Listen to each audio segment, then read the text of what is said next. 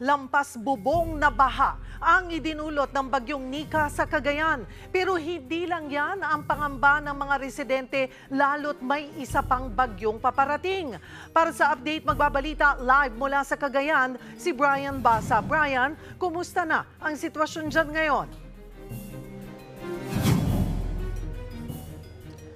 Cheryl, magandang tanghali sa iyo. Nandito tayo sa Barangay Sentro 11. Isa ito sa mga pinakabahain o low-lying na barangay sa Tuguegarao City. Unti-unti nang humuhupa ang tubig baha, lalo na rito sa Diversion Road. Kasabay niyan ang unti-unti ring pagbaba ng antas ng tubig sa Cagayan River. Nasa 10.9 meters na ito ngayon, so wala na siya sa critical level, pero may kataasan pa rin ito. Kaya ang mga tao ayaw magpakampante. Lubog hanggang bubong ang mga bahay rito sa Barangay Sentro 10. Ang mga residente sa evacuation center na muna nagpalipas ng gabi. Maaga silang pinalikas kahapon habang hindi pa maulan. Pero ang mga bakwit, inaasahan pang darami dahil binaha na rin maging ang mga kilalang matataas na lugar sa Tuguegarao tulad ng Barangay Kagay at Linaw. Ang ikinababahala namin, ma'am, if it breaches the 13-meter line. Kaya naman agad rumonda ang LGU para tulungan ang mga residenteng lumikas. Pero hindi yan naging madali dahil sa tindi ng traffic kahapon. Ayan na ho ang tubig. Di ba? So nakikiusap po kami.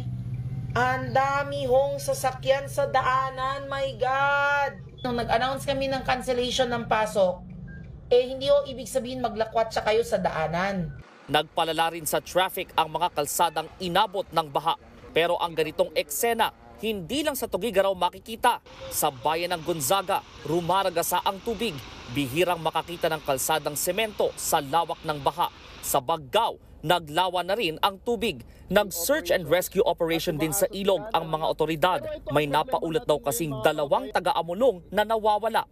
Pinaghahanap pa rin sila hanggang ngayon. Ngayong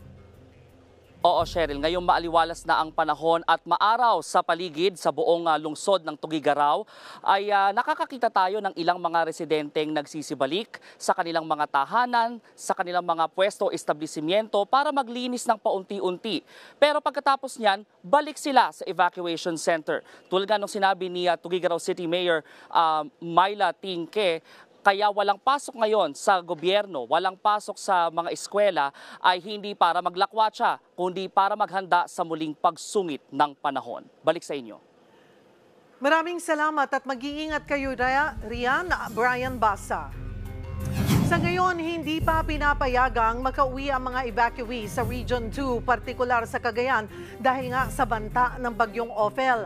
Patuloy na rin na binabantayan ang Cagayan River dahil sa pagtaas ng level ng tubig matapos ang sunod-sunod na paghagupit ng mga bagyo. Kaugnay niyan, magkakausap natin si Office of Civil Defense Region 2 Director Leon Rafael. Magandang tanghali po sa inyo, Director. Isang ligtas at magandang tanghali sa iyo, Cheryl, at sa lahat ng mga sumusubaybay sa iyong programa. Director, kumusta na po ang monitoring ninyo dyan sa Cagayan River? Ano-ano pong mga bayan din yung binabantayan ninyo kasunod nga nitong pagtaas ng level ng tubig sa Cagayan River? Sa ngayon, yung ating Cagayan River ay humuhupa na yung kanyang level, at nasa 10.9 meters na lang ngayon sa oras na ito. As high as 11.4 po yung inabot niya. At yung mga nakaraang mga bagyo ay ganun din, medyo tumataas. Sa ngayon ay meron kaming binabantayan na 4 na syudad at 16 na munisipalidad na nandito sa gilid ng Cagayan River natin. Cheryl, ang Cagayan River kasi natin ay mahaba ito. Mga 500 kilometers ang haba nito mula sa lalawigan ng Vizcaya, Isabela at Cagayan. Sa ngayon ay meron pa tayong 43 barangays na flooded. Ito yung mga nasa sakupan ng mga bayan na ito sa gilid ng Cagayan River.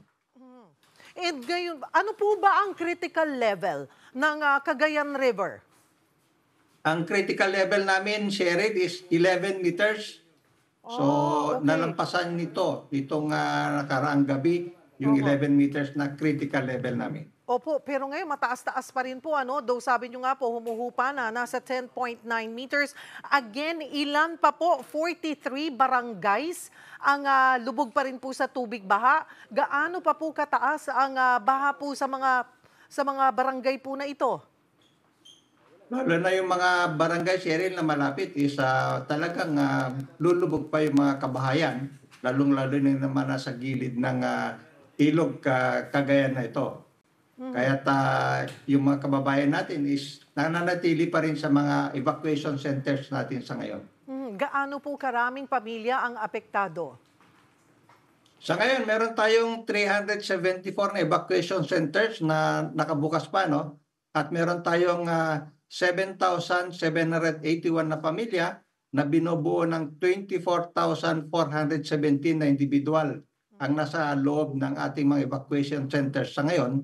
Meron din tayong mga kababayan na nasa labas ng evacuation center na nandun sa kanilang mga kamag-anak, mga kaibigan. Meron tayong naitala na 5,074 na pamilya pa at binubuo ng 18,068 na individual sa ngayon, Cheryl.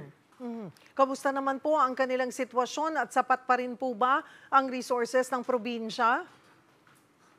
Sa ngayon ay hindi lang sa probinsya kundi yung ating mga local government units natin sa munisipalidad, sa mga syudad ay silang umaaruga sa ating mga kabayan na sa mga evacuation centers. Sa ngayon ay nagre-replenish na rin yung ating Department of Social Welfare and Development para sa hindi lang sa ngayon na nandun sa mga evacuation center sa ngayon, kundi nitong paparating na naman na dalawang bagyo, si Ophel at saka si Pepito, at dito na naman sa amin sa Lambak, Cagayan ang kanyang nakikita na tatahakin na naman itong dalawang kasunod na bagyo, Cheryl. Nga po sa ngayon hindi pa ramdam yung epekto po ng bagyong Ophel.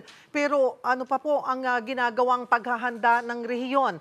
Ibig din po bang sabihin ay talaga pong hindi muna paaalisin yung mga nasa evacuation centers? Hindi muna sila pababalikin sa kanilang mga tahanan?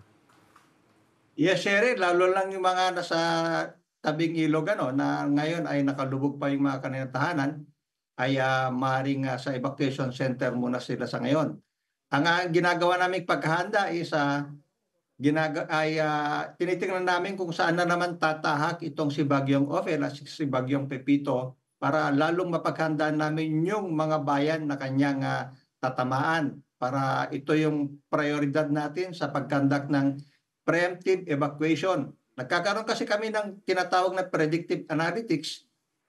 Ginagamit po namin yung datos na bigay ng Pag-asa at saka yung mga bigay po ng MGB natin.